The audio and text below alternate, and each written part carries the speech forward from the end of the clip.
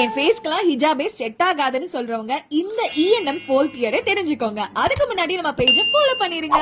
First இ cut. யூசுவலா ஹிஜாப front fold பண்ணிட்டு place பண்ணிக்கோங்க. கரெக்டா உங்க ஐ லைன்ல கட் கொடுத்து சைட் ஃபோல்ட் பண்ணுங்க. என் கூட சேர்ந்து இப்பவே ட்ரை பண்ணீங்கன்னா இந்த வீடியோ முடியறதுக்குள்ள உங்க ஃபேஸ் ஷேப்க்கு ஏத்த மாதிரி கட் எதுன்னு நீங்களே கண்டுபிடிச்சிருவீங்க. இப்போ இ கட்ல ஒரு பிக் எடுத்து வச்சுக்கோங்க, கடைசியா கம்பேர் பண்ணி பாக்குறதுக்கு. குட்டி ஃபேஸ் ஆர் சின்ன ஃபோர்ஹெட் இருக்கவங்களுக்கு இது நல்லாவே சூட் ஆகும். நெக்ஸ்ட் என் கட். ஃப்ரண்ட் ஃபோல்ட் பண்ணிட்டு கரெக்டா உங்க நோஸ் லைன்ல கட் கொடுத்து சைட் ஃபோல்ட் பண்ணுங்க.